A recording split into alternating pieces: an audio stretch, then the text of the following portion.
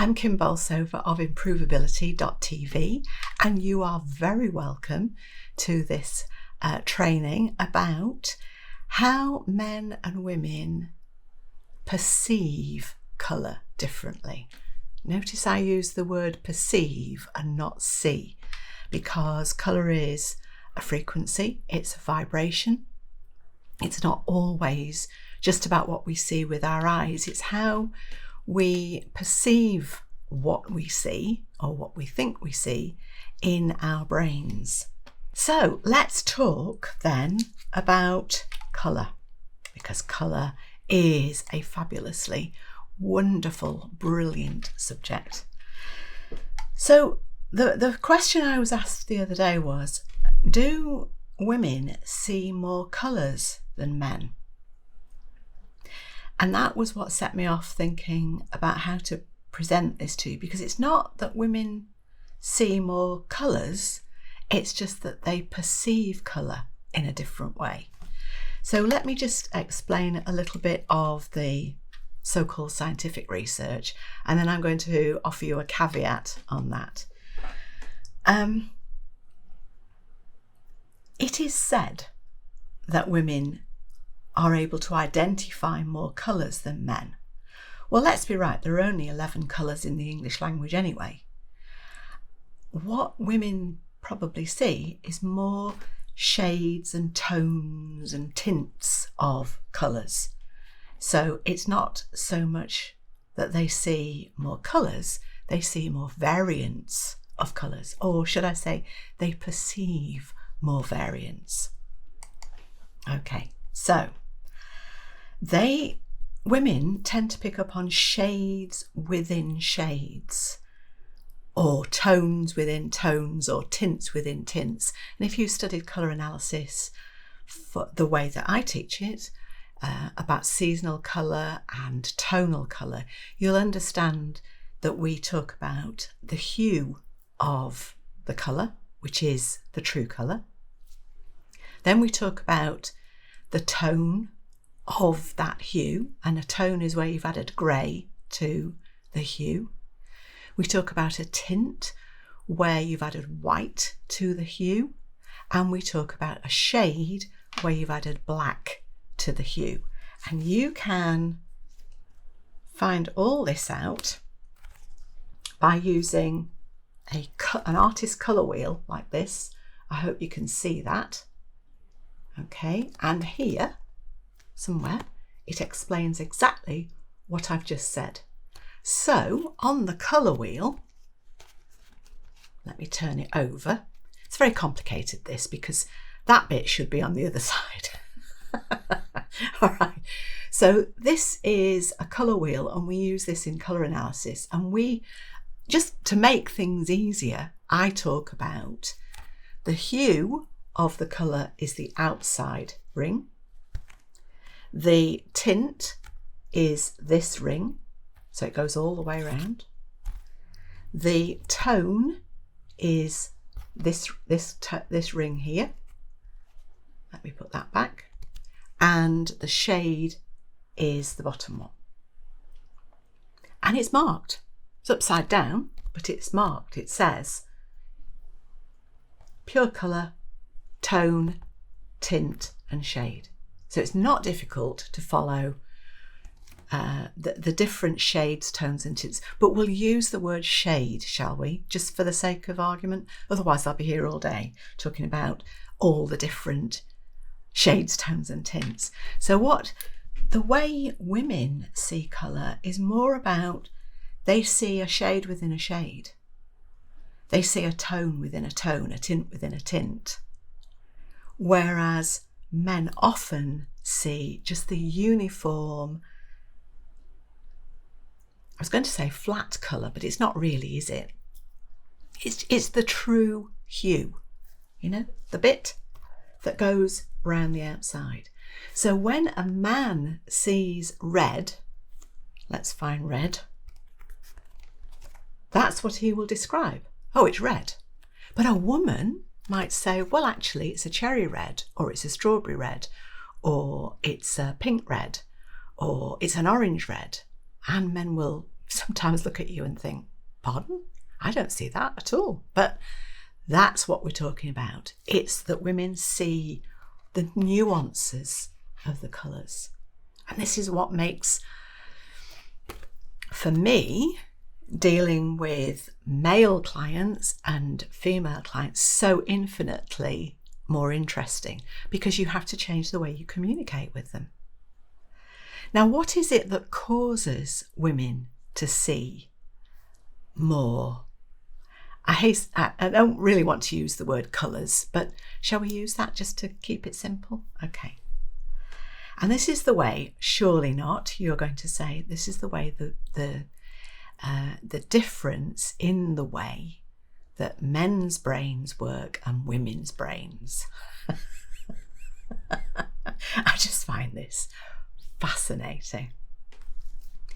So it also taps into the idea that colours could impact men and women differently. So think about that as well. It's not just what they see. This is why I'm using the word perceive. It's what do they perceive when they see a colour? What do women perceive when they see a colour? The two are very different. And so if you're actually in the colour analysis business, or you're an artist, or you're selling something, anything, I was just thinking, are there any caveats? No, anything with colour. This could affect the way you sell to male clients, and the way you it can affect the way you sell to female clients. Okay, so it could alter your marketing completely, and it jolly well should do. And a lot of this, let me also issue a real disclaimer here.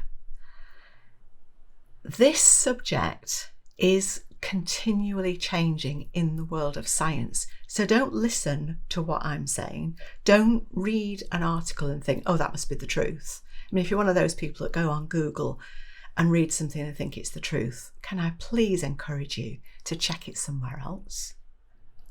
It'll only take a moment. Just get another viewpoint. This is an area where the scientists are at loggerheads about it. This is why I always say when I'm teaching my colour analysis consultants, there are no rules. There is nobody in the world, there is no legislative body in the world that's been set up to say, this is pink red and this is orange red. And this is what women see and this is what men see, because they can't prove it. So please, take all this into account when you are working with individual clients. But hopefully this will help you start pin it down in a more approachable way for working with male clients and working with female clients. Okay, so one of the things that scientists have looked at, and I love this approach, I really do. I love the whole idea, but I've got my own thoughts on this. They wonder if the difference between men just seeing the pure hue and women seeing the variance of that pure hue is just down to vocabulary. Could be.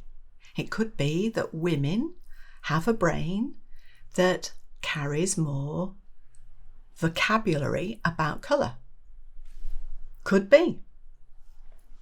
I don't actually see that.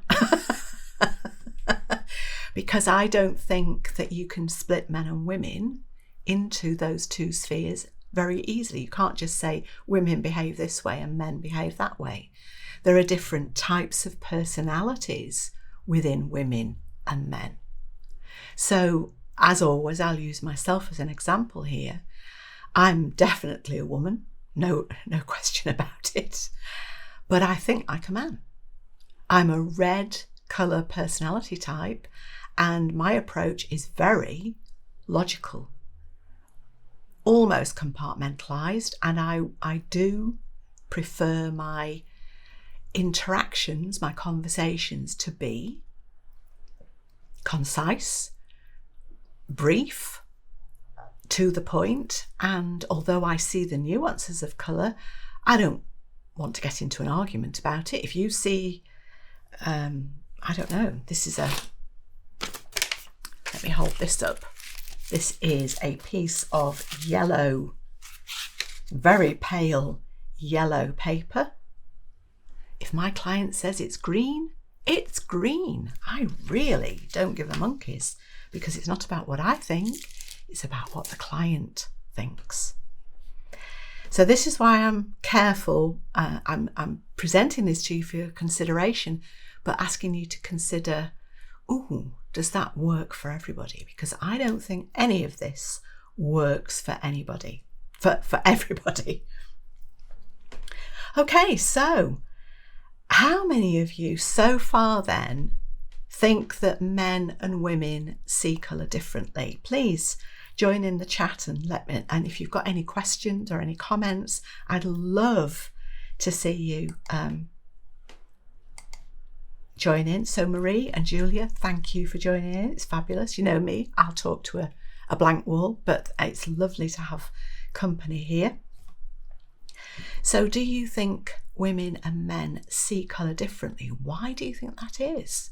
I'm just presenting suppositions here, because I have my own experience to draw on, which I'm very happy to discuss, but I'm presenting you with some of the scientific facts so that you can start thinking about this. Asna, lovely to have you with us as well. So we've got people from the States, from the UK, from Singapore. I mean, just, isn't this great? Absolutely. So also another way of looking at this, another perception about the way men and women perceive colour, I love this, is all about the evolutionary roles of men and women. So when our forefathers, our ancestors, the cave men and women, shall we say, the first tribal groups that got together, women were very often tasked with foraging. So the men were generally the hunters and the women were generally the gatherers. That's been, and it's still there in our culture today. It's just absolutely fascinating how these things continue.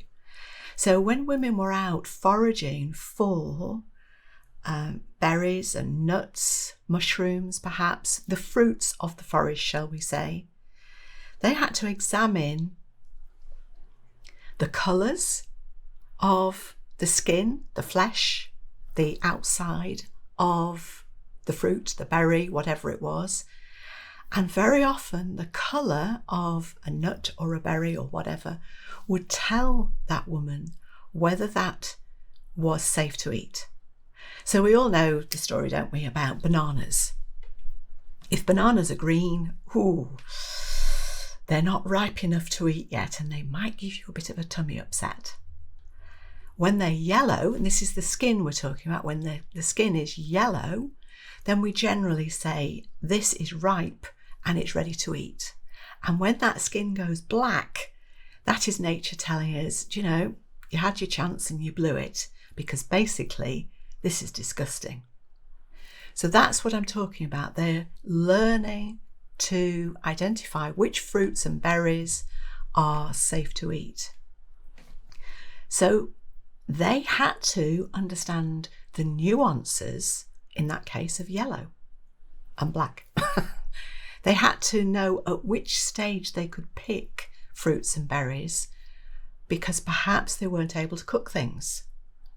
Perhaps they were only able to heat things up. Who knows? Nowadays we've got all sorts of different approaches to cooking food that can make it safer. But when you're picking raw fruits, nuts, berries, etc., then you needed to understand the nuances of colour.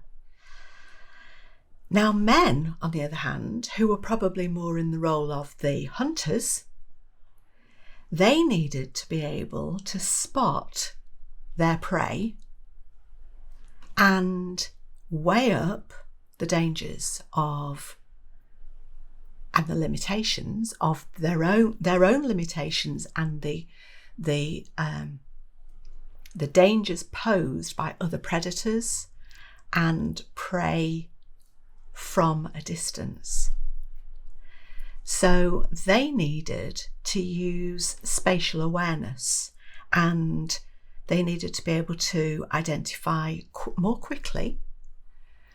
For instance, I've got an example here. To see a silvery fish gliding under a blue-green river water, or the brown fur of a bear, perhaps hiding.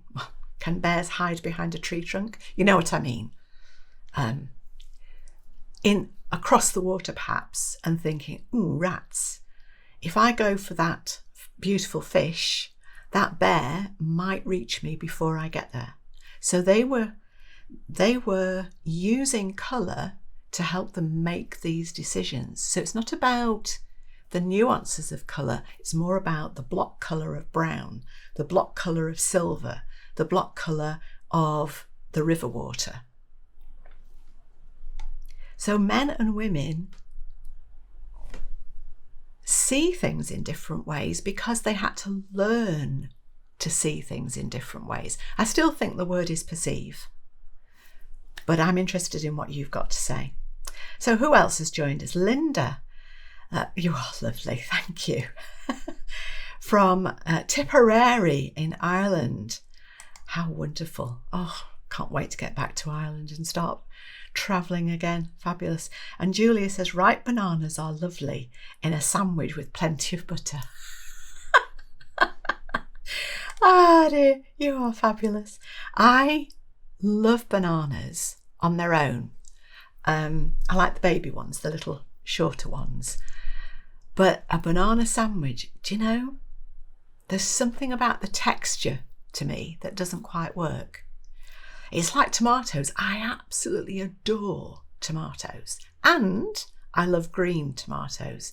Green fried tomatoes at the Whistle Stop Cafe. Oh, they're absolutely gorgeous. I know green should probably tell us that a tomato isn't ripe yet, but we've learned to cook it in a way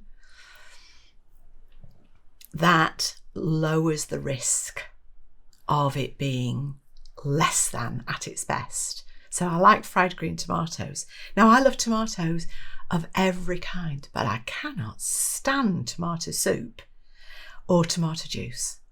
When I used to work in a pub, this is when I first left school at, what would I be, 18. So this is thousands of years ago. Worked in a pub, and if somebody asked for a tomato juice, I used to have to hold the bottle and with the top, the can opener, and hold it at arm's length and open and hand them the glass and the bottle and say, can you pour it yourself? I was well known for it. This is at the age of 18, very bossy. You have to pour it yourself. It's just, I don't know what it is. It's texture, isn't it? Okay, so men and women then literally see or perceive colour in different ways. So I thought, let's get into some of the technical stuff here. Now, bear in mind, I've written it here. Let me read this out to you somewhere. I'll probably read it again. Put it right at the end so I can't find it. Here we go. You should always be aware that the full details of the flow of what the eye sees and the signal it sends to the visual cortex of the brain that is then translated into the experience of vision. So it's your eye doesn't visionize. Your eye doesn't see, it's your brain that sees. So your eyes are literally the receptors. They receive the signal of whatever the colour is, whatever the object is. They send a signal to the visual cortex of your brain, and it's your brain that translates that into an experience of vision. Let me give you this caveat. the full details of that flow are incompletely understood. This is from a scientific website that I was reading earlier today. I thought that it's really worth pointing this out because scientists cannot agree. And it goes on to say, many aspects are subject to active controversy and the disruption of new evidence. So it's like I've always said, colour is subjective. There are no rules. If you think there are rules, you and I are going to fall out. So let me get back to the actual bit I was going to explain about this, this flow and how women see things in different ways. Oops, clicked on too many pages, sorry. Here we go. I've got that many notes, you wouldn't believe it. We could be here all day, but I'll try to stop blethering soon. This is, like I say, another scientific perception. This is people doing some research, which is fabulous, and let's follow the research. Let's find out what the latest research is and get involved and then consider it and take it into our world of colour and test it ourselves. But this is one of the research subjects that I think is marvellous. They have discovered that men have thicker retinas. That's the bit on the top of your eye. And larger M cells. I'll explain what an M cell is in a moment. And these M cells are responsible for tracking the movement of objects. Do you see how this could link back to being a hunter? So you're out in the forest, you've got your loincloth on and your spear or whatever. You've got your mates around you, and suddenly you perceive that there's a woolly mammoth out there or a saber-toothed tiger. It all gets a bit scary for me. No wonder. I'm very happy to leave the men to that. Thank you. Do not want to play that game. And they developed this thicker retina and larger M cells, which I'll explain, because they need to be able to track the movement of objects. Do you see the difference where women are actually focusing in their daily routine? They're responsible for identifying objects that are probably static, and they're analysing textures and colours. That's the skin of the berry and the colour of the berry. It's don't you think it's fascinating? I do. Absolutely. I love this. So Suzanne says, hello from southwest Scotland. I'm with you on bananas and tomatoes. And Julia, I like chocolate. I know it's not healthy. Oh, I'm sorry, I totally disagree with that. I think it's absolutely essential for human life, but cannot stand chocolate cake. Isn't that interesting? I love coffee, but I hate coffee cake. You're quite right. Can't stand coffee flavoured cake, and yet it's one of Neil's favourites. But they always come with walnuts on, and he doesn't like walnuts. Anyway, Linda says, the lady who trained me in colour analysis always maintained it's not a good idea to call a man a soft summer, as it may demean his manhood. I find that so funny. Instead, you'll call him a muted summer. I don't think men care whether they're muted summers, soft summers or whatever. They're not interested in titles, to be frank. And to be also frank, you're from Ireland. I don't know whether this works in Ireland at all, but in the north of England where I live and Julia lives, if you call anybody soft, you'll get a smack in the eye. And if you call anybody muted, you'll probably get a smack in the other eye, because being soft means you're soft in the head. So language is a beautiful thing. But yes, you're quite right. We need I wouldn't call a man a soft summer at all, unless I knew him and had some previous banter where I knew I could get away with it. Dear. Anyway, some scientists, this is an interesting one. They believe that sex hormones are behind the differences, as male sex hormones can change the development of the visual cortex. That's the bit in your brain that does all the translating of what the eye sees into a vision that your brain perceives. And it's they also say this was probably developed during the hunter-gatherer time, probably Iron Age. It'll be Stone Age, wouldn't it? Stone Age cave dwellers. Now, hunting skills rely on M cells, which I'm going to explain, and that's what we think. This thicker retina and these M cells, being able to track movement of objects. That's animals and other humans, of course, because just because you're out there trying to bring down a woolly mammoth doesn't mean that another tribe isn't trying to bring down the same one, and you might have to fight them off first before you bring down the woolly mammoth. Mind you, by then, if it's intelligent, it'll have run away. But also, this is interesting because I love voices. I am absolutely besotted with voices. I love rock music, rock blues to be really precise. And the guitarist can play the most fantastic blues rock riff on the planet, but if the singer sounds like a bag of nails, no thanks. I love blues rock riffs, but the singer has got to have a blues voice, absolutely. So Gary Moore was my absolute hero, just phenomenal. So this fact really interests me because they reckon, some scientists again, that men have acoustic size judgment. This is an enhanced ability to judge the size of another person or another, what shall we call it, animal or whatever, because it could be a bird and it could be a fish, and by the sound of their voice. Isn't that interesting?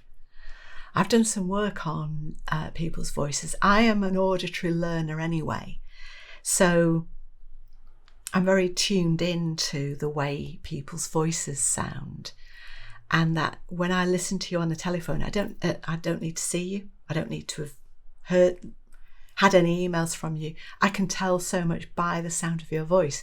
So that's why I thought I'd throw that one in. It's got nothing to do with colour, but there you go. And the other thing that's nothing to do with colour is that men are, they have what scientists call three-dimensional thinking. They're better able to think of objects in 3 dimensions. They're better than women at doing that. And again, this is probably because they needed to work out the size of this woolly mammoth, work out the size of that tribe over there.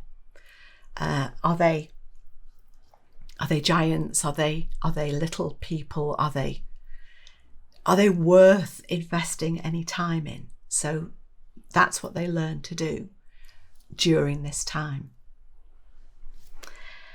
So the way I want to explain M cells and P cells now to you. The way that we translate this perception of what we see is by using cone cells. And in our eyes, we have cones, if you like. That's what they're called. Most women have an extra set of cones over the number of cones that men have. And that means that they can distinguish far more variants of colour than those who don't have the same number of cones. And this is why I'm being careful, because as I've already said, I don't think you can split people down the middle, women and men. I think you have to understand how that person's brain works Mine definitely works. I consider I have a male brain. That's how it works. And there are men who have female brains. I used to work with, two to start with, and then three later, three chaps who were all nurses. And they definitely, two of them were straight, one of them was gay, very different in that respect. But the two straight chaps, if you want to bring this down to brass tacks, they thought like women.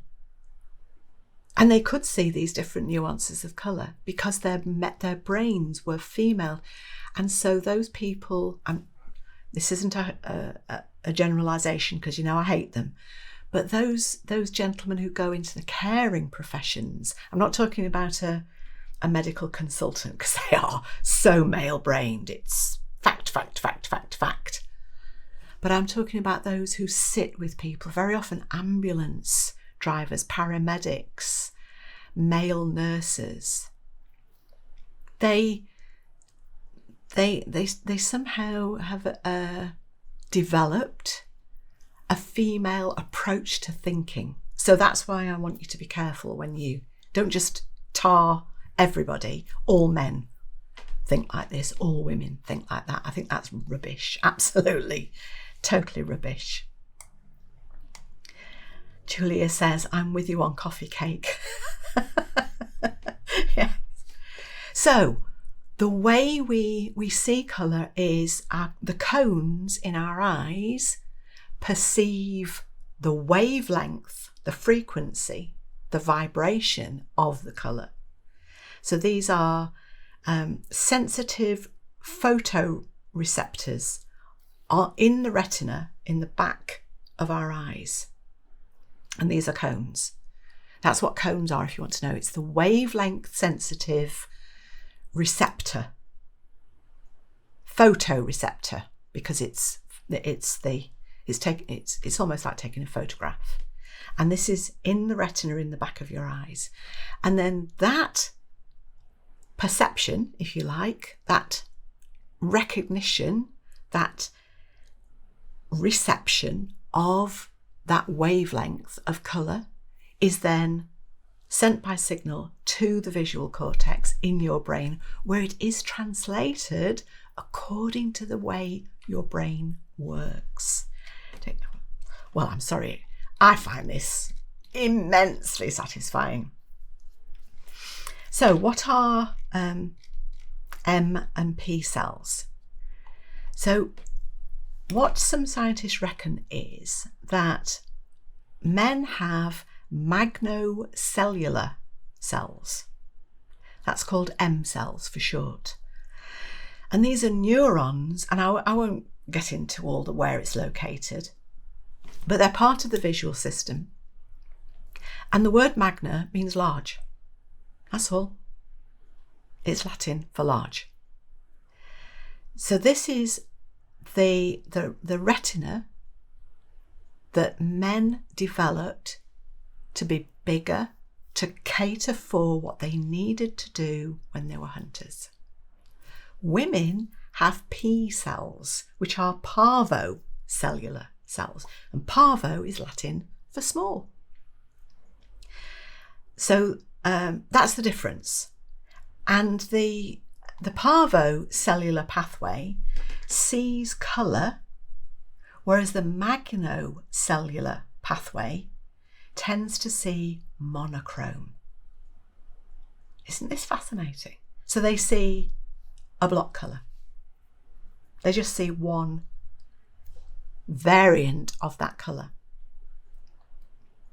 And men have lower spatial resolution. That means, well, they're faster at sorting out what they need to do about that, the size, the dangers, which they all learned as hunters.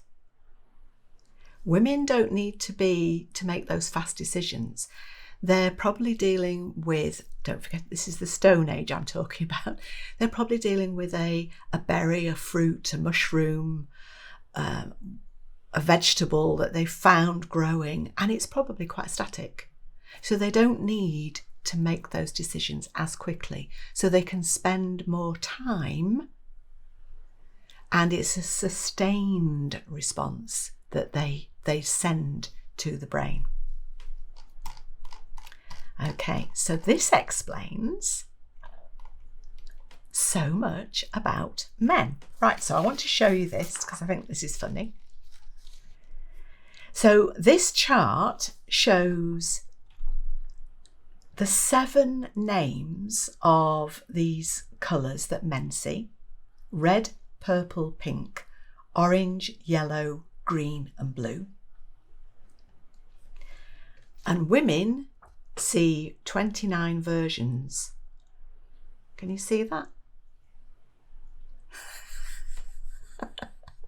That's 4 times as many words for what men see as red or purple. I'm trying to read it through here. Or pink, orange, yellow, green, blue.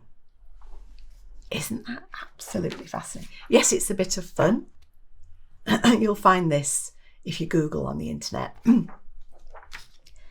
But that's what we're seeing. We're seeing nuances of colour.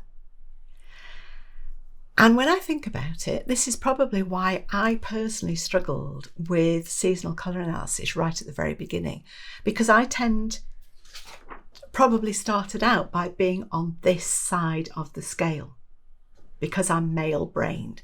This should say male-brained and female-brained, and then it would make sense. So I've had to learn the nuances of colour. I could not see colour. I perceive it in a very different way. I'm very tuned in, I'm auditory. And this can also explain a little bit about colour blindness. Now, they do say colour blindness affects 1 in 12 men. I wasn't aware that it was that high, but it only affects 1 in 200 women. Maybe this is the reason why. Because Neil is purple and blue colourblind. Absolutely. I mean, it's hysterical. We laugh about it, but the geraniums in our garden are absolutely, I wrote it down here, vibrant violet. They're just about to flower. And they usually flower twice, sometimes 3 times. The bluebells that have, we look out onto fields over the back, and the bluebells self-seed, and they are absolutely bluebell blue. The winter pansies that our gardener planted, they are the deepest royal purple. To Neil, they all look exactly the same. He cannot see the nuances, the variance of colour at all. To him, he just says they're blue.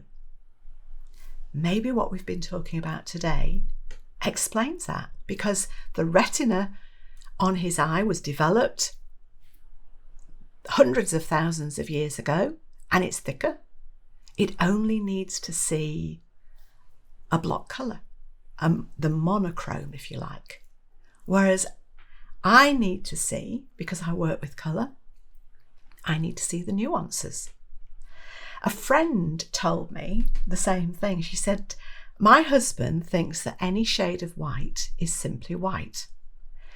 So when they've been going through drapes and things and looking at, and she listed them here, eggshell, beige, oatmeal, tan, cream.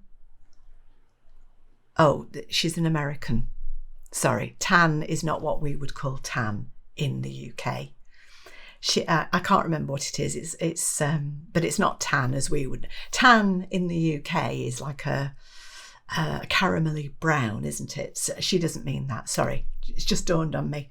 Ignore the tan bit. Very different in different countries. Another thing to think about.